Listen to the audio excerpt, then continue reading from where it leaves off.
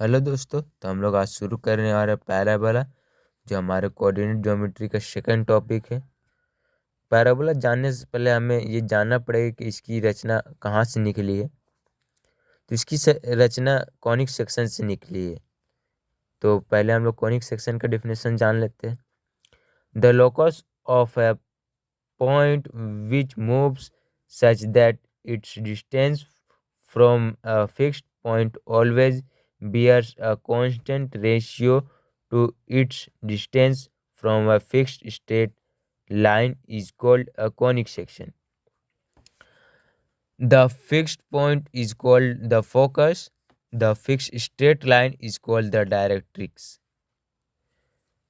The constant ratio is called the eccentricity and denoted by E. अगर eccentricity छोटा होगा एक से, तो जो कोनिक सेक्शन होगा वो इलिप्स होगा। अगर इसेंट्रिसिटी इक्वल टू होगा वन के, तो ये हो जाएगा पैराबोला। अगर इसेंट्रिसिटी ग्रेटर होगा वन से, तो ये हो जाएगा हाइपरबोला। ये है कॉनिक सेक्शन। अगर और ये प्लेन अगर हम लोग काट ले, तो इसी से हम लोग को ये पैराबोला शेप प्राप्त होगा। तो अब हम लोग पैराबोला का डिफिनेशन जान लेते हैं। Parabola, it is a set of all points in a plane that are equidistant from a fixed line and a fixed point in the plane. एक फिक्स लाइन पैराबोला जो है ये ऑल पॉइंट्स का set है जो एक fix line से equidistance पर है। ये देखिए पैराबोला ये हो जाता है, ये फिक्स पॉइंट हो गया मान लीजिए। तो इसका जो डिस्टेंस होगा सभी पे एक फिक्स पॉइंट से, ये फिक्स पॉइंट से जो डिस्टेंस होगा सभी इक्वल होगा। तो ये देख लीजिए, ये हो गया, ये जो हो गया ये डायरेक्ट्रिक्स हो गया।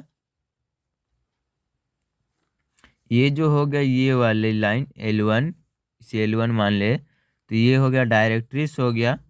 और जो ये पॉइंट जहाँ से ये ओरिजिन हो गया ये वर्टेक्स हो गया। और ये जो फिक्स पॉइंट है यहाँ पर के फोकस हो गया। तो देखिए ये फोकस से जो इक्वी डिस्टेंस है ये एन के मान लीजिए और पी के मान लीजिए। तो ये जो हो गया ये फिक्स डिस्टेंस हो गया फोकस से। तो इसी को हम लोग पैराबोला कहते हैं। तो इसी में हम लोग एक डायरेक्ट्रिक्स से उसके परपेंडिकुलर एक लाइन है जैसे पी क्यू और ये एम एन, ये जो दोनों का लेंथ होगा ये सेम होगा क्योंकि ये परपेंडिकुलर है। ये इसके थ्योरम में ही लिखा हुआ है कि इसका डिस्टेंस इक्वल होता है और ये दोनों डिस्टेंस भी इक्वल होगा। तो इसी में ये पैराबोला में जो ये जो एक फोकस से जो इसके पैराबोला का जो लेंथ होता है, ये पूरे पैराबोला का जो लेंथ होता है ये मान लीजिए अगर ए हुआ तो ये दोनों मिला के 2a हो जाता है, मतलब लेंथ डबल हो जाता है इसका। तो इसको हम लोग लेटस रेक्टम बोलते हैं। ये जो पूरा जो यहाँ से यहाँ तक का डिस्टेंस हो जाता है इसे लेटस रेक्टम कहते हैं।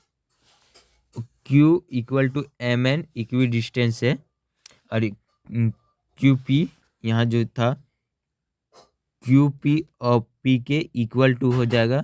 उसी तरह एम एन इक्वल टू हो जाएगा एन के। तो वही यहाँ पर लिखा हुआ P K equal to Q P और M N equal to N K. L I directrix हो जाएगा जैसे कि मैंने कहा, और ओ है वर्टेक्स, के हो गया फोकस एंड आर एस हो गया लेटेस्ट रेक्टम। लेटेस्ट रेक्टम का वो जो होता है वो 4a होता है लेटेस्ट रेक्टम का। अब लोग इसका कुछ डिफिनेशन जान लेते हैं जैसे axis, the line through focus perpendicular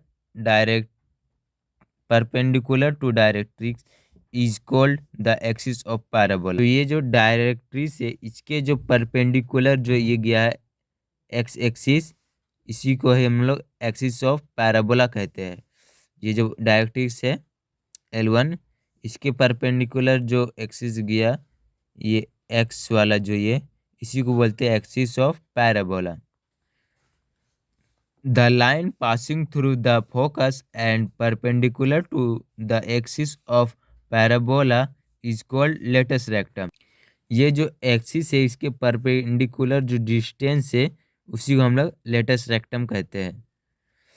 यह हो जाता है Y square equal to 4a, जिसमें देखिए आर के एस इक्वल टू 4a हो जाएगा, 4a हो जाएगा। तो इसको अगर आर के करेंगे तो 2a हो जाएगा, अगर हाफ हाफ किया जाए, और एस के कर देंगे तो ये 2a हो जाएगा। तो थी पैराबोला से रिलेटेड बातें। अब इस पैराबोला का जो इक्वेशन होता है वो हम लोग फाइंड करेंगे।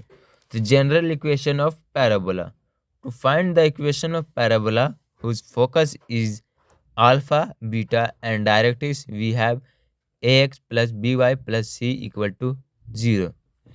लेट p का कोऑर्डिनेट पॉइंट एक्स वाई हो जाएगा, be any point on the curve if k is the focus and alpha beta and qp be the perpendicular to the directrix। तो यहाँ देखिए let's p be any point on the curve, curve में जो ये point है ये p है, and k is the focus, k focus उसका जो कोऑर्डिनेट वो अल्फा बीटा है, and qp perpendicular through directrix, ये डायरेक्ट्रिक्स इसके परपेंडिकुलर पी क्यू है। तो इसेंट्रिसिटी अगर हम लोग निकालेंगे तो ये हो जाएगा पी के डिवाइडेड बाय पी क्यू, क्योंकि डिस्टेंस सेम होता है तो इसका जो रेशियो होगा ये 1 आ जाएगा, क्योंकि पी के का डिस्टेंस इक्वल टू हो जाता है पी क्यू। तो अगर पी के को डिवाइड करेंगे पी क्यू से तो 1 आएगा, इसेंट्रिसिटी 1 हो जाता है, इसीलिए इसे पैराबोला कहते हैं। तो in parabola eccentricity is equal to 1, then 1 equal to P K by P Q, और P K equal to P Q हो जाएगा। और हम दोनों साइड स्क्वायर करेंगे तो ये हो जाएगा P Q square equal to P K square हो जाएगा। तो इसमें हम लोग पी क्यू का जो डायरेक्ट्रिक्स का इक्वेशन दिया होता है वो दिया होता है a x plus B Y plus c divided by a square plus b square. अगर हम लोग ये जो इक्वेशन को स्क्वायर करेंगे तो ये साइड भी हो जाएगा a minus alpha square plus y minus beta square. अगर हम लोग इसको सिंप्लीफाई करेंगे, मैंने रफ में सिंप्लीफाई किया था तो मुझे ये प्राप्त हुआ। यहाँ से ये वाला जो है ना, इसमें हम लोग 3a स्क्वायर प्लस बी वाला जो फॉर्मूला से उस हिसाब से आएगा, तो उसी को हम लोग अलग अलग करके कॉमन लेंगे तो ये इक्वेशन प्राप्त होगा b x minus a y का whole square plus 2x bracket a c plus alpha common लिए a square plus b square से bracket close, plus 2y common लिए बी सी से plus beta a square plus b square bracket close, c square minus a square plus b square alpha square plus beta square close. ये equation हमें प्राप्त होगा जब हम लोग अगर ये वाले पूरे को सॉल्व करेंगे। तो मैंने रफ में किया था, आप लोग इक्वेशन सॉल्व करके भी देख सकते हैं। जनरल इक्वेशन की बात है। अब हम लोग पैराबोला का स्टैंडर्ड जो इक्वेशन होता है वो कैसे फाइंड करें इसके, तो ये है स्टैंडर्ड इक्वेशन ऑफ पैराबोला। देखिए ये जो है ये परपेंडिकुलर डिस्टेंस होता है। तो ये देखिए ये मैंने फिगर बना लिया पैराबोला का। यहाँ जो ये है ये फोकस हो गया है, ये वर्टिक्स हो गया, और ये डायरेक्ट्रिक्स, इतना तो आप सभी जान ही गए हैं। और ये पी पॉइंट है कोई। तो इसमें देखिए हम लोगों ने ये जो डिस्टेंस है, ये जो अगर डिस्टेंस है ओ एन, और इसको हम लोग हाफ अगर किया जाए तो ये अगर इसको दोनों को मतलब जोड़ दिया जाए तो ये पूरा लाइन प्राप्त होगा। जैसे अगर O S plus S N को जोड़ेंगे तो ओ एन का पूरा लाइन प्राप्त होगा। अगर एस एन निकालना है हम लोग तो ओ एन से ओ एस को माइनस करके हम लोग निकाल सकते हैं। और यहाँ से देखिए जो ए से ओरिजिन तक ओ तक का जो डिस्टेंस है वो इक्वल टू है ओ से एस तक की डिस्टेंस, मतलब ओ A equal to O S. और यहाँ ओ से एस तक की दूरी ए है। इन फिगर L1 मतलब ये वाला, ये डायरेक्ट्रिक्स हो गया, directrix perpendicular to X axis, मतलब ये वाले एक्सिस का जो परपेंडिकुलर जो L1 है ये डायरेक्ट्रिक्स है। S be the focus and O is the vertex, जैसे मैंने कहा ये फोकस है और ये वर्टिक्स है। ए से परपेंडिकुलर टू एम है, मतलब ये ऐसे जो है ये परपेंडिकुलर है ए में, तो O S equal to O A equal to 1। Eccentricity अगर निकालेंगे तो वही हो जाएगा, डिस्टेंस इक्वल होता है इसीलिए 1 आ जाएगा। O S by O A equal to 1, O S equal to O A. Let O S equal to a, जैसे मैंने ये कहा कि इसका जो डिस्टेंस है ये ए है। In figure O Y perpendicular to X axis, ये जो ओ वाई जो एक्सिस है ये परपेंडिकुलर है एक्स एक्सिस के, वही यहाँ लिखा हुआ है। Let P be the point and P X Y its coordinate draw P N perpendicular to O X. मैंने ये रचना कर ली पहले, उसके बाद मैंने ये लिखा है। तो ये मैं अगर पैराबोला लेंगे तो इसके परपेंडिकुलर एक पी एन रचना करेंगे हम लोग, जो ओ एक्स में परपेंडिकुलर होगा। और पी एम जो है ये ए एम के परपेंडिकुलर है पी एम, तो वो भी मैंने यहाँ लिखा है। P N perpendicular to O X and P M perpendicular to A. ये ए एम में परपेंडिकुलर है पी एम और ओ एक्स में परपेंडिकुलर है पी एन। तो ओ एन जो हो जाएगा ये यहाँ से यहाँ तक की जो दूरी हो जाएगी वो एक्स हो जाएगी, और ओ एस की दूरी जो है ए है। O N equal to X, P N equal to Y, O S equal to A. O S और ओ ए इक्वल टू है इसके हिसाब से।